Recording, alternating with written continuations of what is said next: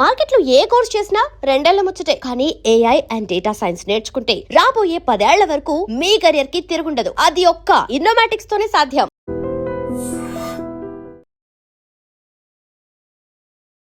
నమస్కారం, welcome to I dream. ధర్మ మార్గం విత్ విజిత కార్యక్రమానికి స్వాగతం.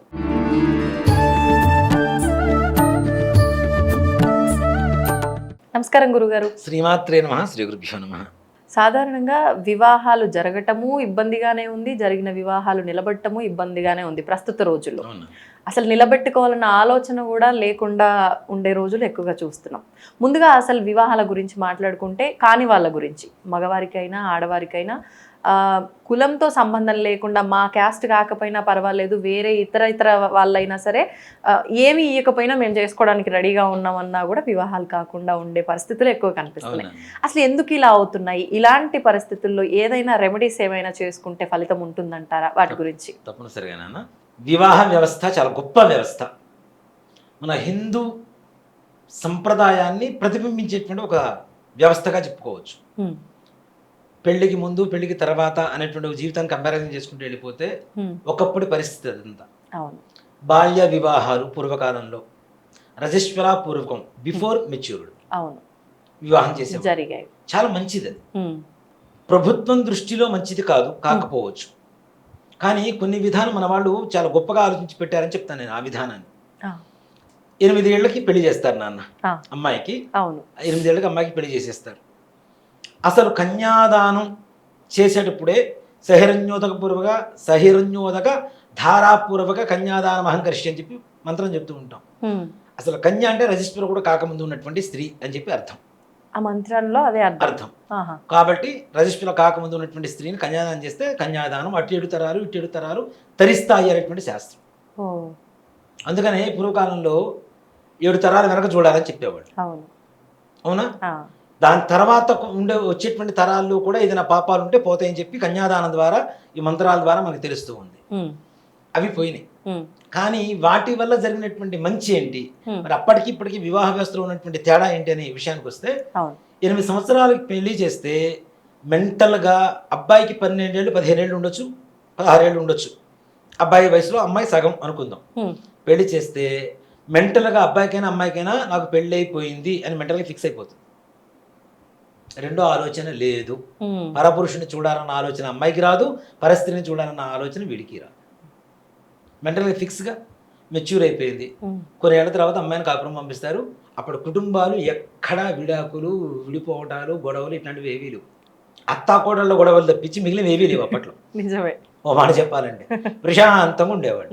మంచిగా సంతానం 16 ఏళ్ళు 17 ఏళ్ల దగ్గర నుంచి సంతానం మొదలు పెట్టుకుంటే 28 ఏళ్ళు 30 ఏళ్ల వరకు సంతానం కలిగే పరిస్థితి ఉండేది. చక్కగా ఒక్కోళ్ళు 10 మంది 12 మంది పిల్లలు కనేవాడు. ఇంట్లోనే శుభ్రంగా. ఇంట్లోనే. హాస్పిటల్స్ కూడా తెలియదు. మంత్రసాని తప్పితే వేరే ఖర్చు ఉండదు. ఒక టాబ్లెట్ మింగేది లేదు, చేసేది లేదు. బెడ్ రెస్ట్లు అంతకంటే లేవు. ఇంకో గంటలో డెలివరీ. కారం దంచుతూనే ఉంటారు. అవును, కారము ఒడ్లు దంచుతూనే ఉంటారు. శరీర సౌష్ఠం అంటే స్ట్రాంగ్నెస్ అనేది ఫిజికల్గా చాలా బాగా పెరిగింది. దాని తర్వాత 18 ఏళ్ళకి పెళ్ళి అని చెప్పి ప్రభుత్వం నిర్ణయం చేసింది. అమ్మాయికి 18 ఏళ్ళు, అబ్బాయికి 21 సంవత్సరం. మనం చాలాసార్లు చెప్పుకుంటూ ఉంటాం, మెచ్యూరిటీ లెవెల్స్ అమ్మాయిలకి ఎక్కువగా ఉంటుంది అబ్బాయిల కంటే. కాబట్టి అబ్బాయిల వయసు ఎక్కువ ఉండడం ద్వారా అబ్బాయిల మెచ్యూరిటీ లెవెల్స్ 21 ఇయర్స్కి వచ్చిన మెచ్యూరిటీ అమ్మాయిలకి 18 ఏళ్ళకి వస్తుంది. కాబట్టి వీళ్ళిద్దరు ఈక్వల్ అయిపోతారు. ఎక్కువ తక్కువలని కాదు. భార్యాభర్తలు అంటే వయసులో చిన్నదైనా మెచ్యూరిటీ లెవెల్స్ లో నీకు ఈక్వల్ గా ఉంచడం కోసమనే వయసులో తక్కువ అమ్మాయిని చేయమని చెప్తారు. వాళ్ళకి మైండ్ మెచ్యూరిటీ ఎక్కువ. దేనికంటే బ్యాలెన్సింగ్ ఉండడం. ధర్మరాజు చెప్పిన సూత్రం ఇది మనం చెప్తున్నటువంటి మాట కాదు. స్త్రీణా ద్విగుణమాహారు బుద్ధిశ్చాపి చతుర్గుణం సాహసం షడ్గుణం చేయవా అని చెప్తాడు ధర్మరాజు భారతంలో. ఏంటి అంటే ఆడవాళ్ళు 2 పాళ్ళు ఆహారం ఎక్కువ తింటారట మగవాళ్ళ కంటే. బుద్ధిశ్చాపి చతుర్గుణం, బుద్ధి 4 పాళ్ళు ఎక్కువగా ఉంటుంది మగవాళ్ళ కంటే ఆడవాళ్ళకి. సాహసం షడ్గుణం చేయవా, డైరింగ్ 6% ఎక్కువగా ఉంటుంది మగవాళ్ళకి. ఇది మాత్రం ఇప్పుడు కూడా ఉంది. తప్పనిసరిగా ఇప్పుడు ఇంకా ఎక్కువైంది. 6 + 6 12%.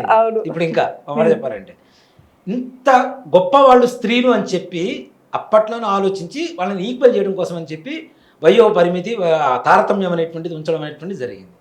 ఇప్పుడు 18 ఏళ్ళకి 21 సంవత్సరానికి పెళ్ళి ఎవరైనా చేసుకుంటున్నారా? చేసుకోవట్లా. ఎన్నేళ్ళకి 32 28, 29 నుంచి స్టార్ట్ చేస్తారు. అక్కడ 28, 29కి ఫిల్టర్ చేయటం మొదలు పెడతారు ఫస్ట్.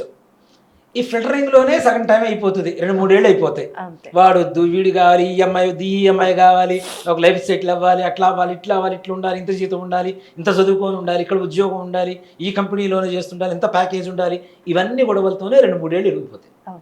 30 సంవత్సరాలు 32 సంవత్సరాలు వస్తాయి. పోతుంది. సింపుల్ నాన్న. ఒక పిల్లవాడిని, మన ఇంట్లో ఉంటే పిల్లవాడిని స్వతంత్రంగా మొత్తం గాలికి వదిలేసి తర్వాత కొన్నేళ్ల తర్వాత ఒక గుంజ కట్టేస్తాను అంటే వాడు ఉంటాడా? సమస్య లేదు, వాడే బుద్ధి వాడే. ఇంకా ఇప్పుడున్నటువంటి తిండికి, వాతావరణ వ్యవహారాలకి 14 ఏళ్ళకి మెచ్యూరిటీ హై లెవెల్లోకి వెళ్ళిపోతుంది, పీక్స్లోకి ఉంటుంది. అమ్మాయిలకు కావచ్చు, అబ్బాయిలకు కావచ్చు. అవునా? 14 ఏళ్ళ అమ్మాయిలకి బాయ్ ఫ్రెండ్స్ లేరని చెప్పడానికి లేదు, అబ్బాయిలకి గర్ల్ ఫ్రెండ్స్ లేరని చెప్పడానికి లేదు.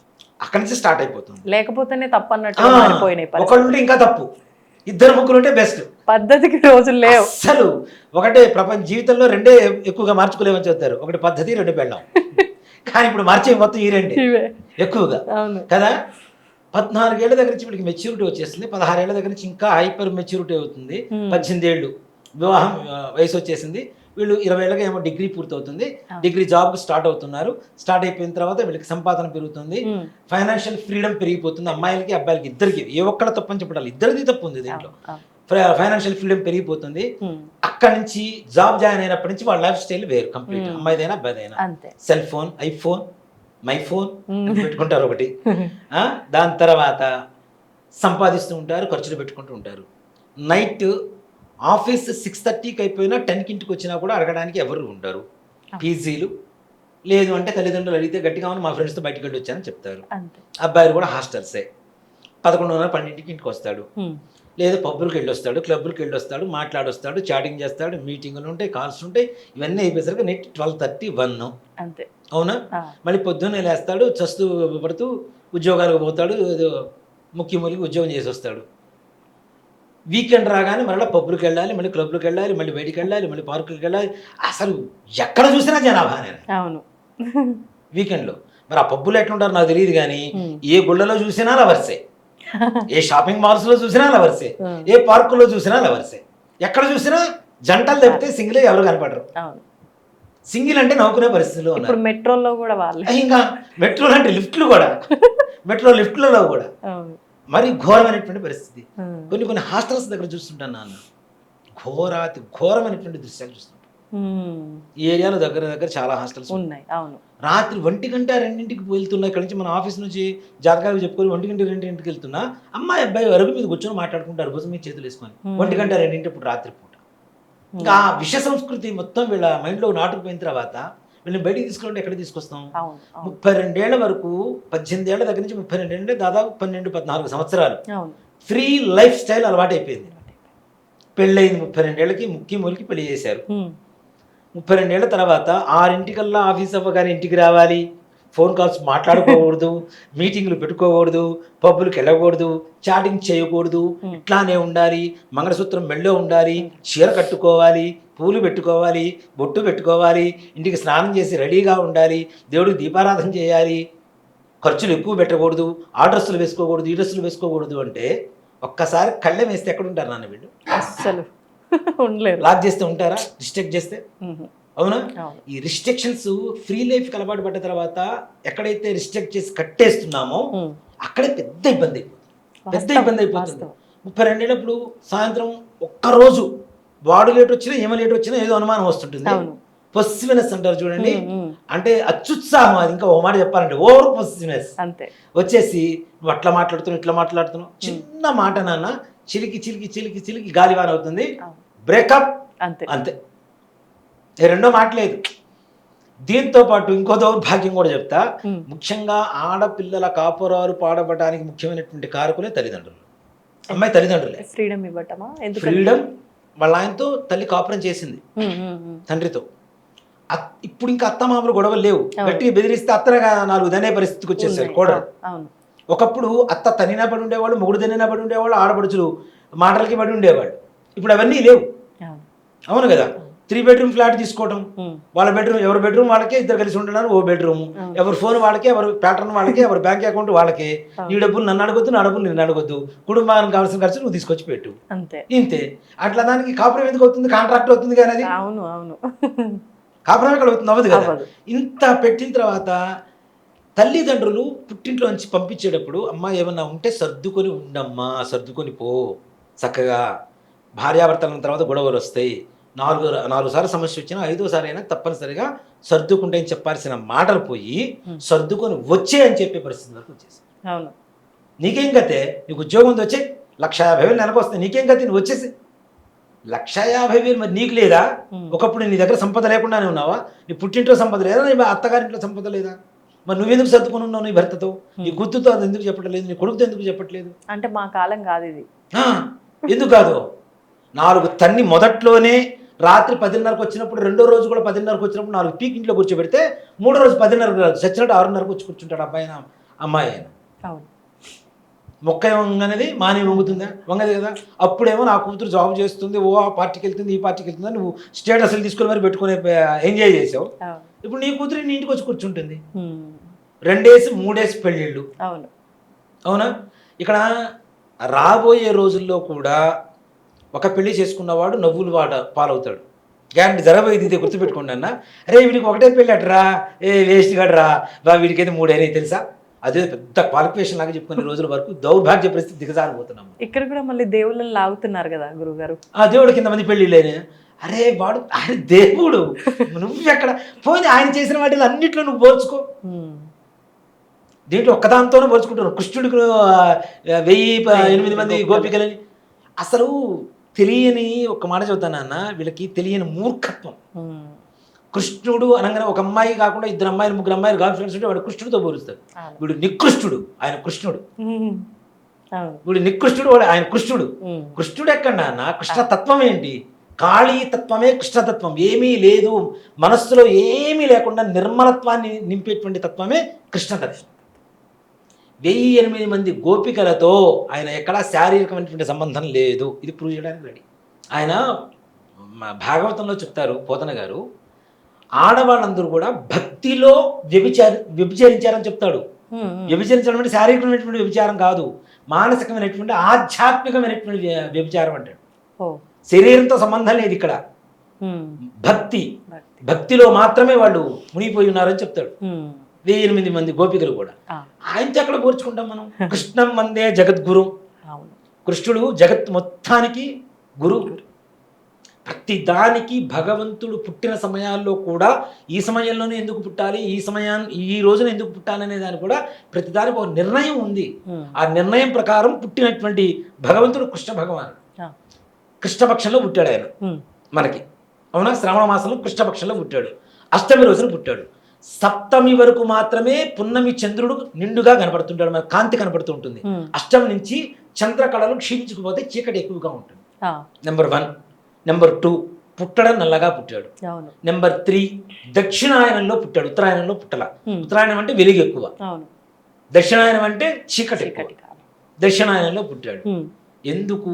అష్టమ గర్భంతో ఎవరైతే పుడతారో ఆయన్ని కంసుణ్ణి సంహరిస్తాడు అనేటువంటి ఇది ఉంది కాబట్టి, ఆయనకి శాపం ఉంది కాబట్టి, ఆ అష్టమ గర్భంలో పుట్టినటువంటి సంగతి కూడా తెలియకూడదు అనేటువంటి ఉద్దేశంతో అర్ధరాత్రి రోజున కృష్ణపక్షంలో మనకి, అందులోను దక్షిణాయనంలో 12 గంటల సమయంలో పుట్టాడు ఆయన. ఆ జననం బయటికి తెలియకుండా ఉండేది పుట్టినటువంటి సమయం, ఆయన ఎంచుకున్న సమయం అది.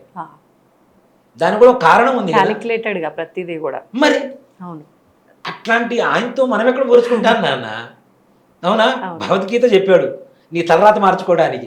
దాని చదువు ఒకసారి, దాంట్లో ఒక శ్లోకం వంట పెట్టుకొని ఒకసారి అప్పచెప్పుకొని కదా. యుద్ధంలో కూర్చోబెట్టి మరీ అర్జునుడికి చెప్పినటువంటి గీత 18 అధ్యాయాలు చెప్పాడు ఆయన. మరి ఇంకేంటి నాన్న? ఆయనతో ఎక్కడ పోల్చుకుంటారు? దేవుడితో పోల్చుకునే ఇదే మనం. ఇక్కడ మంచిని ఎక్కడ పోల్చుకోం, చెడును మాత్రం పోల్చుకుంటాం. ప్రతి దేవుడికి 2 భార్యలు ఉన్నారు, నాకుంటే తప్పేంటి? అదే మానవత ధర్మం అనేది ఒకటి ఉంటుంది, దైవ ధర్మం అనేది ఒకటి ఉంటుంది, యుగ ధర్మం అనేది ఒకటి ఉంటుంది. వాటిని పాటించకుండా మన ఇష్టం వచ్చినట్టు పెళ్లిళ్ళు చేసుకుంటూ వెళ్ళిపోతే, చెప్తున్నా కదా, రాబోయే రోజుల్లో మాత్రం ఒక పెళ్లి చేసుకున్న వాడు మాత్రం నగుబాలు అవ్వాల్సిందే గ్యారంటీ. 2 ఏసి 3 ఏసి వేసుకుంటే అది పెద్ద క్వాలిఫికేషన్. నాకు 2 అయినాయి 3 అయినాయి గొప్పగా చెప్పుకునే పరిస్థితికి వస్తారు. ఆ. నువ్వే 2, 3 చేసుకుంటుంటే నీ నెక్స్ట్ జనరేషన్ పరిస్థితి ఏంటి? పక్క అష్టభార్యలు ఉంటారు. ఆ నెక్స్ట్ జనరేషన్ పరిస్థితి ఏంటి? అవును. అవునా? అసలే మనకున్న లైఫ్ స్పాన్ చాలా తక్కువ. ఇప్పుడున్న రోజుల్లో నిజంగా చెప్పాలంటే 2 డేస్ 3 డేస్ చేసుకుంటున్నారు కానీ అసలు నువ్వు కరెక్ట్గా ఉంటే ఒకదాంతో ఎందుకు ఉండలేకపోతున్నావు? ఒక భార్యతో ఎందుకు ఉండలేకపోతున్నావు? ఆ భార్య నువ్వు కరెక్ట్గా చూసుకుంటే రెండో వివాహానికి వెళ్ళాల్సిన అవసరం లేదు కదా. అవును. అవునా? ఇక్కడ చాలా మంది గుళ్ళలోకి వచ్చినప్పుడు కూడా గోత్రనామాలు చెప్తూ ఉంటారు. గోత్రం పేరు చెప్పినప్పుడు కూడా అదే చెప్తాను నేను. ఇంటి యజమాని పేరు చెప్పు, గోత్రం చెప్పు, ధర్మపత్ని సమేత సహకుటుంబానామని చెప్పు, అయిపోతుంది. కాదు, వాడి పేరు చెప్తాడు. వాడికే డౌటు, ఈవిడే నా ధర్మపత్ని అవునా కాదా, పేరు చెప్పుకుంటాడు అక్కడ. తర్వాత కొడుకులు, కోడళ్ళు, కూతుళ్ళు, మనవాళ్ళు, మనవరాళ్ళు, పక్కింటి వాళ్ళు, పై ఇంటి వాళ్ళు, వెనకింటి వాళ్ళు, ముందింటి వాళ్ళు, అందరి పేర్లు చెప్తాడు.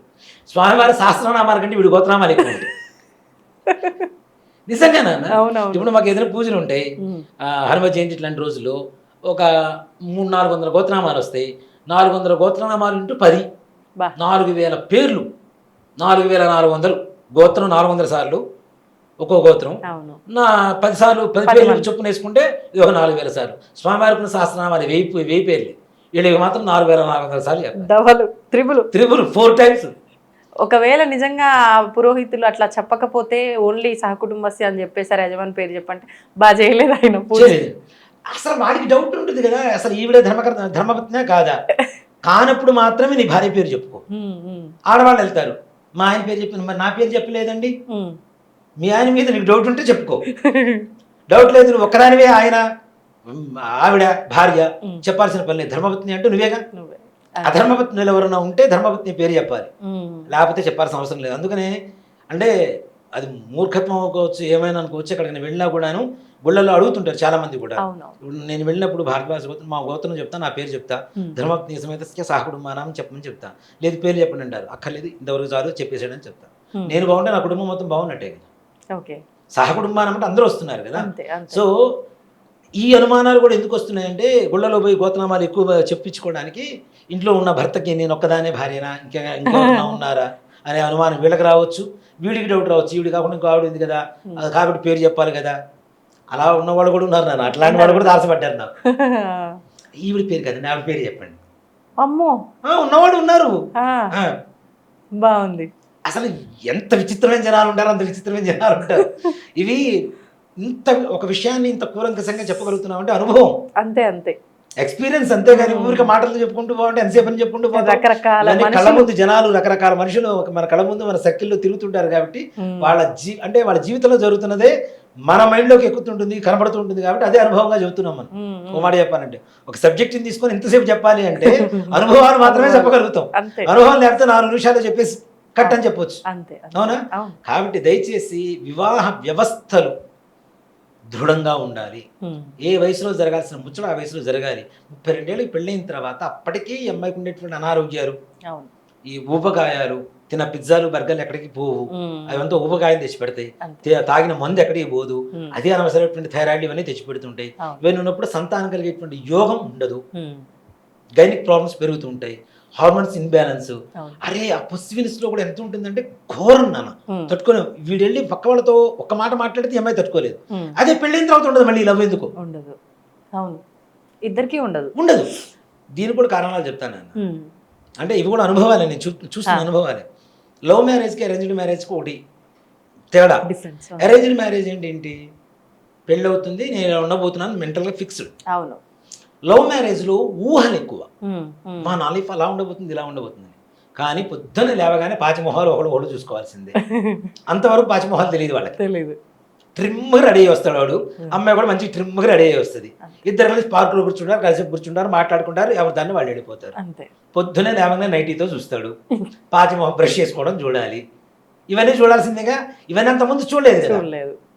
ఈ అమ్మాయిని పెళ్లి చేసుకునే ముందే వాడు ఊహేంటి, మెంటల్గా అమ్మాయి అదే రూపం, ఈ నిజ రూపాన్ని మొత్తం వాడికి తెలియదు.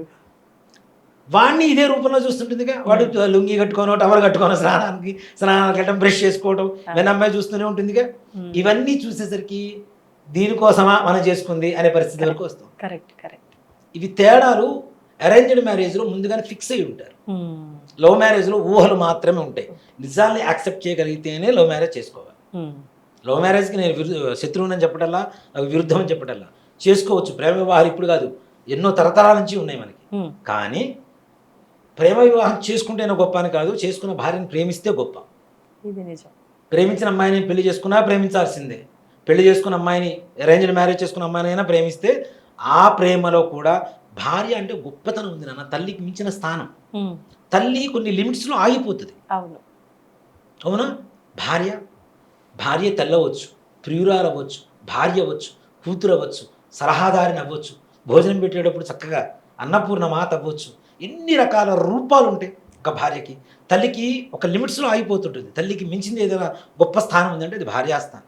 ఆ భార్య స్థానాన్ని కాపాడుకోవాల్సినటువంటి ధర్మం ఆడపిల్లల్లో ఉంది, కాపాడాల్సినటువంటి ధర్మం మగపిల్లల్లో ఉంది. అట్లానే అబ్బాయి తల్లిదండ్రులు, అమ్మాయి తల్లిదండ్రులు కూడా ఈ బాధ్యత తప్పనిసరిగా అందరూ తీసుకోవాలి.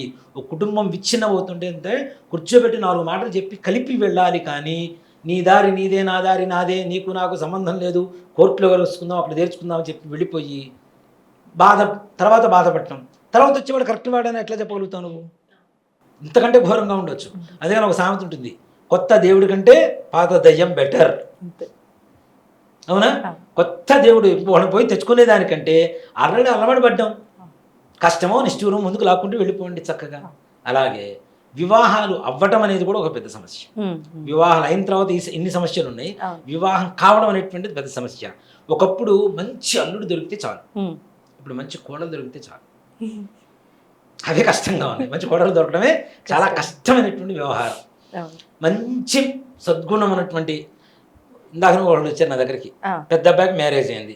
అబ్బాయి కొంచెం అటు ఇటుగా ఉంటాడు, అంటే మానసికమైనటువంటి స్థితి కొంచెం అటు ఇటుగా ఉంటే అమ్మాయి సర్దుకుంటూ ఇంతవరకు తీసుకొచ్చి ఇప్పుడు అమ్మాయి పుట్టిందిట, అమెరికాలో ఉంటారు వాళ్ళు. అమ్మాయి పుట్టిందిట, ఆవిడ పరిగెత్తుకుంటూ వచ్చింది, చాలా హ్యాపీ గురువు గారు. అప్పుడు డివోర్స్ తీసుకునే పరిస్థితి వరకు వచ్చేసారు. నేను చెప్పి అమ్మాయితో కూడా మాట్లాడా, నాన్న ఏం కాదు నాన్న, కొన్ని రోజులు వచ్చుకో, తర్వాత తగ్గుతుంది, బాగానే ఉంటుంది, పిల్లవాడికి మానసికంగా కూడా దృఢంగా ఉంటాడు, సంతానం కలుగుతుంది, బాగుంటుంది నాన్న అని. అక్కడ అమ్మాయి పుట్టగానే వాళ్ళ అత్తగారిని పంపించింది నా దగ్గరికి, ముందు గురుగారి దగ్గర పోయి కనుక్కోరు అప్పుడు జాతకం ఎలా ఉందో. చక్కగా ఉన్నారు. అలా సర్ది చెప్పే వాళ్ళు లేకుండా సర్దుకొని రమ్మని చెప్పే వాళ్ళు ఎక్కువైపోయారు. ఇదొకటి.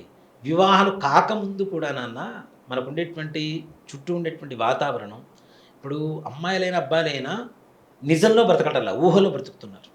4 సార్లు పొగిడితే జాలైపోయింది. ఇంట్లో వాడు తిట్టి చెబుతున్నారు, బయట వాడేమో పొగిడి చెడుదారిలో పెడుతున్నాడు. వీడు తిట్టేదానికి ఇంట్లో వాళ్ళు మంచి పని కోసం, మంచిగా ఉండడం కోసం, వీళ్ళేంటి పొగిడి చెడుదారిలో తీసుకెళ్తారు. నిజంగా ఒకప్పుడు ఒక మగవాడు తాగితేనే తాగుబోతువాడు అని చెప్పి వెలేసేవాడు ఊళ్ళో. నేను మా చిన్నప్పుడు నేను చూశానన్నా, ఎవరైనా తాగుబోతాయనా సారా ప్యాకెట్లు ఉండేవి అప్పట్లో, మరి ఇప్పుడు లేవు నాకు తెలియదు, ప్యాకెట్ జేబులో పెట్టుకొని ఆ లుంగి ఇట్లా పట్టుకొని ఊగుతూ వెళ్ళిపోతూ ఉంటే అందరం తలుపులు వేసుకుని లోపలికి వచ్చేసేవాడు. ఊరు వెలేసేవాడు. మాట్లాడడం కూడా మాట్లాడరు ఆయనతో, ఆ వ్యక్తులతో. అలా ఉండేది. వాటి రోజున కూర్చొని కలిసి తాగుతుంటే ఇంకేముంటుంది, ఇంకెక్కడ సంసారాలు నాన్న, ఇంకెక్కడ పెళ్ళి నాన్న. అవునా? ఇట్లాంటి సంస్కృతి, విష సంస్కృతి ఏదైతే మనం తెచ్చిపెట్టుకున్నామో దాన్ని దూరం చేయండి. మన పిల్లల్ని, భార్యాభర్తల్ని దూరం చేయొద్దు, విష సంస్కృతిని దూరం చేయండి. పిల్లలు పుట్టిన తర్వాత కూడా గ్యారంటీ లేనటువంటి బ్రతుకున్నాను. అవును, పిల్లలు పుట్టి పెద్దవాళ్ళైన తర్వాత కూడా వీళ్ళిద్దరే కలిసి ఉంటారు, భార్యాభర్త కలిసి ఉంటారు అని గ్యారంటీ లేనటువంటి పరిస్థితులు అయిపోయింది. ఎవరికి వారు ఏమైనా తీరైపోతున్నారు. కాబట్టి దయచేసి పెళ్లికి ముందు ఏ వయసులో చేయాలి అంటే 18 ఏళ్ల దగ్గర నుంచి వెతకడం మొదలు పెట్టండి.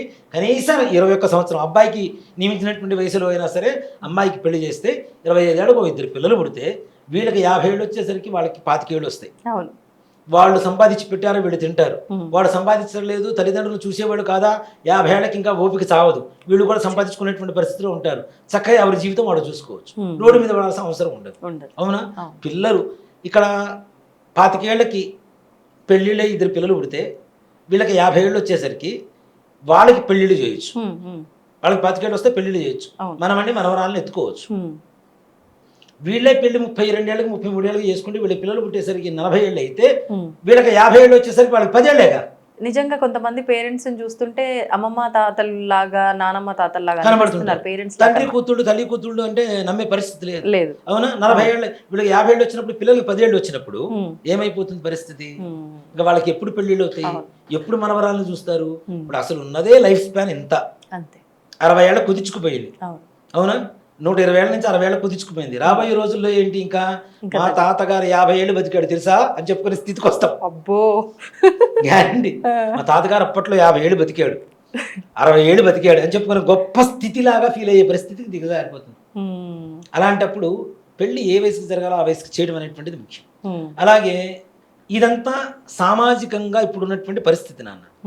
దీంతో పాటు వివాహం అనేటువంటిది, అంటే మీరు పురోహితులై ఉండి జ్యోతిష్యం గురించి తర్వాత చెబుతారా, ఇదంతా ముందు చెప్తారా అంటే ఇదే ముఖ్యం. చాలా జ్యోతిష్యం కంటే కూడాను మన మానసిక ఎదుగుదల, మానసిక వికాసం అనేటువంటిది ప్రస్తుతానికి ప్రతి ఒక్కరికి కావాల్సినటువంటి విషయం. జ్యోతిష్యమే సెకండరీ అని చెప్తాను నేను ఇప్పుడున్న మాటల్లో. దేనికంటే మనస్సు వికసించకుండా, ఆలోచన లేకుండా చేసేటువంటి పనుల ద్వారానే మనం ఇదవుతున్నాం. కాబట్టి మన ఆలోచన విధానం మారాలి. దాంతో పాటుగా దైవ కృప ఉండాలి. దీనికి ముఖ్యంగా ఇట్లాంటి వివాహాలు లేట్ అవ్వటం, అయిన వివాహాలు దూరం అవ్వటం, ఈ కలిసి ఉండలేకపోవడం, సంతానం కలకపోవడం, వీటన్నిటికీ ముఖ్యంగా నవగ్రహాలలో మనకుండేటువంటి జాతకంలో కుజ శుక్ర గ్రహాలు ప్రభావం ఎక్కువగా ఉంటుంది ఎవరికైనా.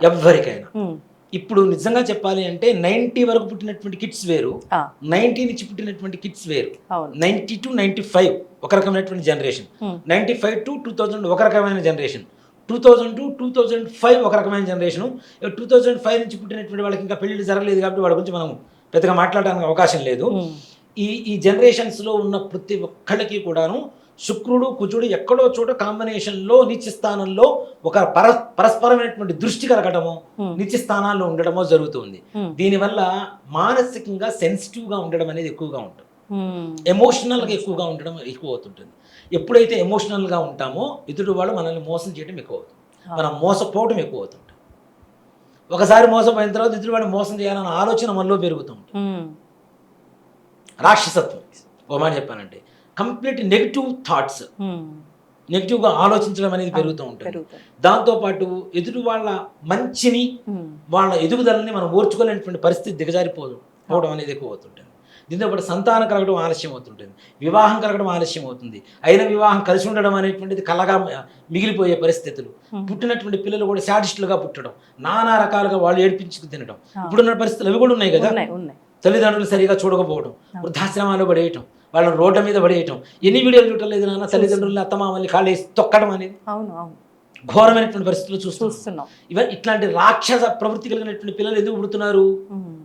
మన పూర్వీకులు కొన్ని తప్పులు చేశారు, వాటి ద్వారా ఈ సంతతి కలుగుతుంది. అదే తప్పులు మనం చేస్తున్నాం, వాటికి మించిన తప్పులు చేస్తున్నాం. రాబోయేటువంటి రోజుల్లో రాక్షస ప్రవృత్తి కాదు, రాక్షసులే పుడతారు.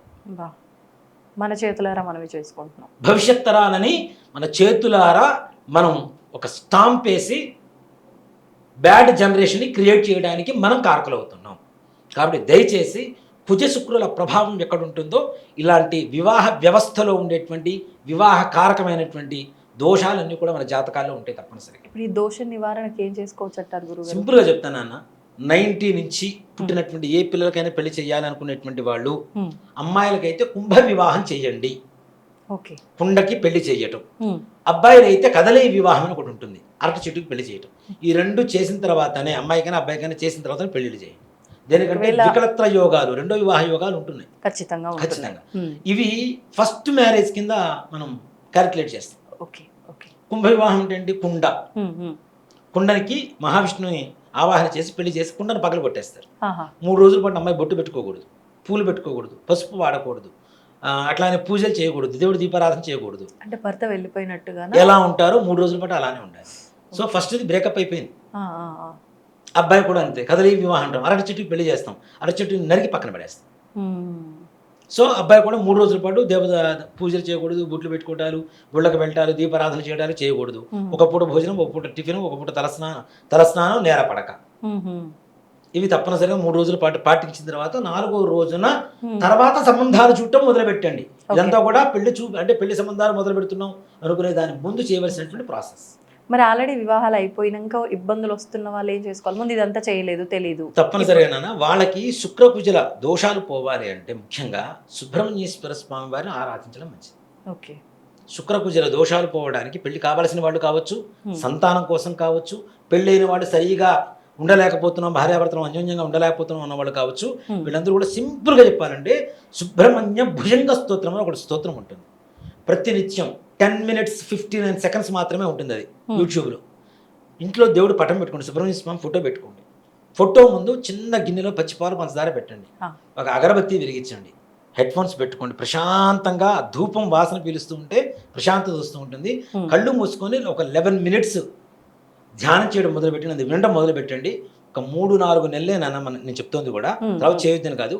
3-4 నెలల తర్వాత ఒక గర్ల్ ఫ్రెండ్ బాగా క్లోజ్ అయిపోయి దూరం అయిపోతే ఎంత బాధ వస్తుందో, బాగా రోజు పొద్దున్న నుంచి రాత్రి వరకు 24 గంటలు 24/7 మందు అలవాటైన వాడికి మందు దొరకకపోతే ఎంత బాధ వేస్తుందో, డ్రగ్స్ తీసుకునే వాడికి బాగా అలవాటైపోయి డ్రగ్స్ దొరకకపోతే ఎంత విలవిల్లాడిపోతాడో, ఇష్టమైనటువంటి వ్యక్తి జీవితం నుంచి వెళ్ళి చనిపోతే ఎంత విలవిల్లాడిపోతాడో, సుబ్రహ్మణ్య భుజంగ స్తోత్రం అలవాటైన తర్వాత 3 నెలల తర్వాత చేయకపోతే అంత బాధ వీడు అనుభవిస్తాడు.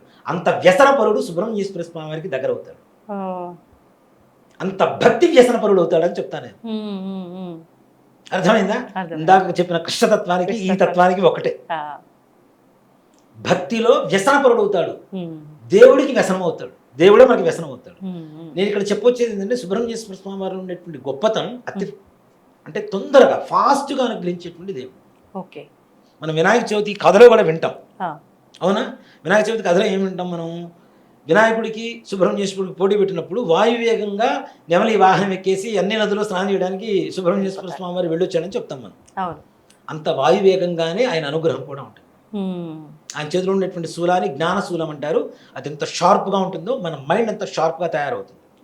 ఎవరిని నమ్మాలో, ఎవరిని నమ్మకూడదో, ఎవరితో ఏం మాట్లాడాలో, ఏ పని చేయాలో, ఎలాంటి వ్యాపారం చేయాలో, ఎలాంటి ఉద్యోగం, ఎప్పుడు ఎక్కడ ఎలా ఎవరితో ఏం చేయాలో మొత్తం మనం నిర్ణయించడం తీసి పక్కన పెట్టి ఆయన డెసిషన్ తీసుకొని పంపిస్తుంటాడు.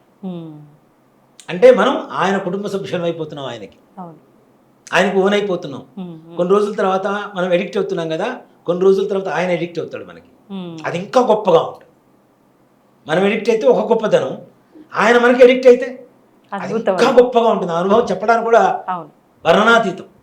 అలాంటి స్థితికి సుబ్రహ్మణ్యేశ్వర స్వామి వారిని రాబోయేటువంటి రోజుల్లో కలియుగ బ్రహ్మ అంటే భవిష్యత్ బ్రహ్మ ఆంజనేయ స్వామి వారు అని చెప్పేది ఎంత నిజమో, రాబోయేటువంటి ప్రతి ఇంటిలో రాబోయే రోజుల్లో సుబ్రహ్మణ్యేశ్వర స్వామి వారి పటం పెట్టండి, దీపారాధన చేయండి, అగరబత్తి వెలిగించండి, సుబ్రహ్మణ్య భుజంగ స్తోత్రం మీరు మీ పిల్లలు ప్రతి నిత్యం వినడం అలవాటు చేసుకోండి. ప్రతి మంగళవారం మీకు దగ్గరలో ఉండేటువంటి సుబ్రహ్మణ్యేశ్వర స్వామి వారి ఆలయంలో అభిషేకం చేయించడం అలవాటు చేయండి. పిల్లల్ని సుబ్రహ్మణ్యేశ్వర స్వామి వారి దగ్గర చేర్చండి, ఆయన దత్తత తీసుకుంటాడు. ఆయన దత్తత తీసుకున్న తర్వాత మీ పిల్లల గురించి మీరు ఆలోచించాల్సిన అవసరం బాగుంది. అంతే కదా, నిశ్చింతగా ఉండొచ్చు, ప్రశాంతంగా ఉండొచ్చు. ఇలాంటి దోషాలు పోవాలంటే ఆయనే కారణం. ఆయన గట్టిగా పట్టుకుంటే ఆయన మనసే పట్టుకుంటాడు గట్టిగా, హాయి ప్రశాంతంగా ముందుకెళ్తాం. మంచి వార్త ఇది, నిజంగా చాలా తీయటి వార్త. ఇవి కూడా నా అనుభవాలే నాన్న, నేను మామూలుగా ఒట్టిగా చెప్పడల్లా నా అనుభవాలే. నేను సుబ్రహ్మణ్యేశ్వర స్వామి వారి 11 సంవత్సరాలు అభిషేకం చేయడం మొదలుపెట్టిన తర్వాత ప్రతి డిసెంబర్లో నేను నా ఫ్రెండ్స్ టూర్ వెళ్తాం. డిసెంబర్ 23rd నుంచి 31st వరకు వాళ్ళకి హాలిడేస్, గవర్నమెంట్ హాలిడేస్, వాళ్ళకి గవర్నమెంట్ ఉద్యోగస్తులు వాళ్ళు చెప్పిన మ్యాప్ ప్రకారం వెళ్ళిపోతూ ఉంటాం. మేము ఏదో ఒక రాష్ట్రం ఎంచుకొని వెళ్ళిపోతూ ఉంటాం. ఒక సంవత్సరం ఇట్లానే మధురై, తర్వాత త్రివేంద్రం, మన వైదీశ్వరం కోవిల్, ఇవన్నీ ఏవో పేర్లు చెప్పుకుంటూ వెళ్ళిపోయారు. అటు వెళ్దామన్నారు. సరే వెళ్దాం పదండి అన్న. వెళ్తున్నాం, ఒక ఫ్లైఓవర్ వచ్చింది, ఫ్లైఓవర్ కింద నుంచి ఇట్లా వెళ్ళి రైట్ తిరిగితే మధురై హైవే ఎక్కేస్తాం. లెఫ్ట్ సైడ్ ఒక బోర్డు కనపడింది, ఇట్లా చూసా, ఆపుద్దు అన్నారు. ఏంటి అంటే పళని 21 kilometers బోర్డు కనపడింది. ఆ రోజు మంగళవారం షష్ఠి, కృత్తికా నక్షత్రం, స్వామివారి జన్మ నక్షత్రం. ఆయనకి ఇష్టమైన తిథి, ఇష్టమైన వారం, ఇష్టమైన ఆయన జన్మ నక్షత్రం 3 వచ్చినాయి. మరి ఇట్లాంటి ఛాన్స్ రాదు, ఒక్కసారి దేవుడు దండం పెట్టుకుని పోతామరా అన్న. ఇది ఒక్కటి తప్పించి ఇంకేమైనా మాట్లాడితే నేను కాళ్ళు కొడతామన్నారు మా క్లోజ్ ఫ్రెండ్సే. సరేరా అని చెప్పేసి ఇది ఒక్కడే వెళ్దామంటే సరే రండి, ఇంక నేను ఎక్కడ అడగను అని చెప్పాను. దర్శనం చేసుకోవడానికి వెళ్తే నా దరిద్రం, ఆ రోజు ఉదయం పోతే రాత్రికి అయింది దర్శనం. మాకు అంత ఫుల్ రష్ ఉన్నారు. అంటే ముఖ్యమైన రోజు. అందులో తమిళియన్స్ కి స్వామివారు చాలా ప్రీతికరమైన స్వామివారు, షణ్ముఖం, ఆరుముఖం అని చెప్పి పిలుస్తుంటారు. అట్లాగే తమిళనాడులో 6 దేవాలయాలు ఉన్నాయి సుబ్రహ్మణ్యేశ్వర స్వామివారు. 6 దేవాలయాలు ఉంటాయి, 6 పడై దేవాలయాలు అంటారు వాటిని. అంటే సుబ్రహ్మణ్యేశ్వర స్వామి వారి ఒక్కొక్క శిరోభాగం ఒక్కొక్క ప్లేసు. షణ్ముఖుడు కదా, 6 ముఖాలు కదా, 6 దేవస్థానాలు ఉన్నాయి. ఈ దాంట్లో ఫలని చాలా ముఖ్యమైనది. అభిషేకం చూసాము, అభిషేకం తీర్థం ప్రసాదం తీసుకున్నాం, కిందకి దిగాము, మీకు వార్నింగ్ ఇచ్చారు, ఇంకో చోట అంటే మాత్రం రూట్ మ్యాప్ మార్చావో అన్నారు. లేదు మార్చండి, మీ ఇష్టం వచ్చిన చోటుకి వెళ్దాం అన్నా. మొత్తం జర్నీ జరుగుతుంది నాన్న. రాత్రిపూట నైట్ హాల్ట్ కోసం ఒక చోట ఆగుతాం, హోటల్ రూమ్ తీసుకుంటాం. తెల్లవారుతుంది. తెల్లవారితే ఎక్కడ ఆగేవాడు తెలుసా? కరెక్ట్ మళ్ళీ సుబ్రహ్మణ్య స్వామి క్షేత్రంలో ఆగి ఉండేవాడు ప్రతిరోజు. 6 క్షేత్రాలు పూర్తయిపోయినాయి. అబ్బా, మా మ్యాప్లో ఒక్కడు కూడా లేదు. 6 క్షేత్రాలు మాకు తెలియకుండానే క్లోజ్ అయ్యి మొత్తం కంప్లీట్ అయిపోయింది. 6వ క్షేత్రం మన తమిళనాడుకి ఆంధ్రప్రదేశ్ దగ్గరలో ఉంటుంది, బార్డర్లో. అక్కడ డిసెంబర్ అంటే మార్గశిర మాసం. మార్గశిర మాసంలో 8ంటికి క్లోజ్ చేస్తారు టెంపుల్. 7:59కి లాస్ట్ భక్తుడిని నేనే లోపలికి అడుగు పెట్టే టెంపుల్ క్లోజ్ చేశారు బయట సింహద్వారం. ఆయన మనకి ఎడిక్ట్ అయ్యాడా లేదా? అవును అవును. అవ్వబట్టే దర్శనం ఆయన ఇచ్చాడు, మనం అనుకుంటే ఇవ్వలేదు. అప్పుడు అన్నారు మా వాళ్ళు, ఇది కాదులేరా, నువ్వు చేసింది కాదు నేను చేసింది కదా, ఆయన చేసింది. అంటే ప్లాన్ చేసిన ఇంత మంచిగా జరగదు. 6 క్షేత్రాలు ఒక్క దెబ్బతో పూర్తి అయిపోయినాయి నా. అంటే ఆయన మనకి ఎడిక్ట్ అయితే ఎంత బాగుంటుందని చెప్పడం కోసం ఈ మాట చెప్తున్నాను నేను. 100% ఆయన చేయండి. మీకు ఉండేటువంటి వివాహ బంధాలకి, అంటే వివాహానికి ఉన్నటువంటి ఏవైతే దోషాలు ఉన్నాయో ఆ దోషాలు మొత్తం ఆయన పట్టుకుంటే గట్టిగా తొందరగా పరిహారం అవుతాయి. ఆరోగ్యం బాగుంటుంది, సంతానం బాగుంటుంది, వివాహం అవ్వటం తొందరగా అవుతుంది. అయిన తర్వాత దాంపత్య జీవితం బాగుంటుంది, సత్సంతానం కలుగుతుంది, ఆయుష్ పెరుగుతుంది, ఆర్థికంగా బాగుంటారు, మానసికంగా బాగుంటారు. ముఖ్యంగా ఆడవాళ్ళకు ఉండేటువంటి గైనిక్ ప్రాబ్లమ్స్ మొత్తం కంప్లీట్ క్యూర్ చేస్తాడు ఆయన, సంపూర్ణంగా క్యూర్ చేస్తాడు. ఇక్కడ మనకు ఉండేటువంటి అంటే ఏ రకమైనటువంటి దోషాలు ఏమున్నా సరే, పళని సుబ్రహ్మణ్యేశ్వర స్వామి వారి విగ్రహం కూడా నవ విషాలతో తయారు చేశారు. 9 రకాల విషాలతో విగ్రహం తయారై ఉంటుంది. విషాలతో అక్కడ విషానికి విషం విరుగుడు అని చెప్పడం. అక్కడ స్వామివారికి అభిషేకం చేసినటువంటి పంచామృతం తాగితే ఎలాంటి రోగ బాధలు ఉన్నా పోతాయని చెప్తారు. అంత గొప్ప ఆయన కాబట్టి ఆయన గట్టిగా పట్టుకోండి, ఆయన చేయి విడవండి, ఆయన మీ చేయి పట్టుకొని మిమ్మల్ని ముందుకు తీసుకెళ్ళేటువంటి రోజులు ఈ వీడియో చూడటం ద్వారా మీ జీవితంలో రేపటి నుంచి ప్రవేశించారని చెప్పి అనుకుంటాం. మంచి విషయం గురుగారు, ధన్యవాదాలు. శ్రీమాత్రే నమః, శ్రీ గురుభ్యో నమః. And for more videos, please subscribe to iDream channel. Subscribe to iDream Media. Please subscribe to iDream. Please subscribe to iDream. Please subscribe iDream. And please subscribe to iDream. For more videos, subscribe to iDream. please like, share and subscribe to the channel. Congratulations, iDream. Subscribe to iDream. Subscribe to iDream. So subscribe to iDream Media. iDream ki iDream team andarki huge congratulations. Please subscribe iDream Media. Please subscribe to iDream. Subscribe iDream. Please subscribe to iDream. iDream అంటే నా కళల channel subscribe చేసుకున్న నోరు తిరుగుతలేదు, మీరైతే గంట గుర్తు కొట్టండి. For more such videos, please subscribe to iDream. Subscribe to iDream. Please subscribe to iDream. Please subscribe iDream Media. Please do subscribe to iDream. Please subscribe to iDream Media. For best entertainment and information, please subscribe iDream. And don't forget to subscribe to iDream.